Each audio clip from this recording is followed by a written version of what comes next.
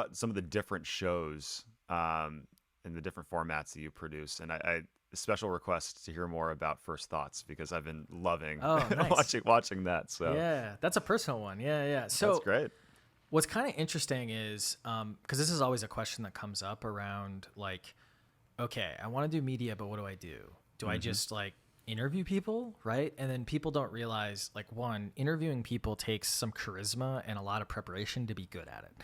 Yeah. Like it's not just as simple as like, well, let's just get on a podcast Riverside or something like that and kind of go out there. And so what I recommend is for like everyone always asks too, like, what's the first step? I think the first step is instead of hiring that next content writer, hire a videographer. And we can talk about more in that in detail, but like all of a sudden just hiring that particular person like helps so much. But to answer your more direct question just around like shows, or the reason I was bringing this up is because when you hire that creative, more than likely they're not going to have any industry experience. They're going to have no industry experience for your because it's like really hard to find like a media person who also works in SaaS, and you can't have our guys. You can't. So, but what I told them when they first started and we were starting to like build this out is I was like, you consume a lot of content, you consume a lot of video, ESPN, whatever you look at. Yeah. Just find formats, right? And that was the biggest thing. Just find formats. Like find a format that you watch. Like Talk Soup is a format. The Nightly News is a format. A rundown show is a format. A YouTube whatever is a format, right? So long story short, find those formats. And then what we ended up doing is we started by having just each blog post have a video, like I said. But then the first format we kind of attacked was this thing called Pricing Page Teardown, which is just a teardown format. It's literally like there's a thing that happened. And that's, we look at a pricing page, we collect some data using our software. And then Peter and I, one of my co-founders, we basically get in front of a screen, we look at the pricing page, we give a bunch of advice. It was a lot more freeform in the beginning, and then it's become a lot more structured. But it's a show where literally we just talk about pricing pages, right? And what's beautiful about it is one, like we make it mildly entertaining. Like it's not like overly entertaining. Like if you're watching it and you have, and this is the point, and you don't know anything about pricing and don't want to know anything about pricing or are having this problem, like it's not a show for you, and that's totally fine. But if you have a problem with it, you're the company we're talking about, or you're a competitor or like company of the company we're talking about, it's like a fly to honey, right? Like all of a sudden it's like, oh my God, like let's check this out. And so there's Pricing Page Teardown. We have Protect the Hustle, which is like a more traditional kind of like show, interview type show.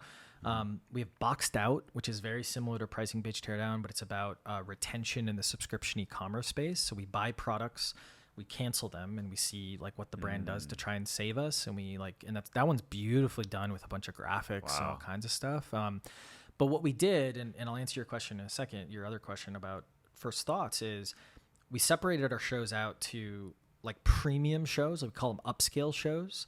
And these are ones that we want to spend a lot more graphic design time on, a lot more like scripting time on, those types of things. And then we call them spread shows, which are shows that besides the actual interview or besides like just the quick parts, it's almost completely outsourced all of the production.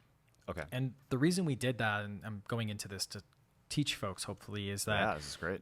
We started realizing that like when we were doing these different shows, like they all ended up being like either taking too much time for the value of what they were, or like they weren't good enough for what we wanted them to be. And so separating those things out into, this is upscale, it's okay if it takes time, it's okay as if we push the launch date, versus scale, which is like, it just has to get out. Like that helped us a lot. And then First Thoughts, for those of you who don't know, it's a show that I just started doing where it's on my Twitter. Like I just literally wake up, I get in front of this microphone and I just record my first thoughts of the day and then just publish it.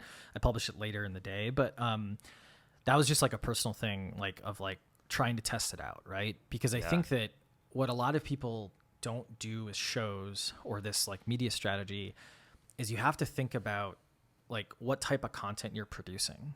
Like Pricing Page Teardown is very much if you're not caring about pricing, if you're not like interested in that, you're not going to be like looking at it. But then there's also, we call them top of the funnel shows, which is like the type of person I'm going after, like this appeals to them or this is interesting to them. And something like First Thoughts is very much like, I've never really done a show that's just like, has nothing to do with tech, has nothing to do with my business, but like is hopefully appealing, and it seems to be appealing to a good group of folks. And so it's having these different layers of content, I think, is important. But if you're overwhelmed listening to this, it's okay to just start with one thing and then kind of go from there.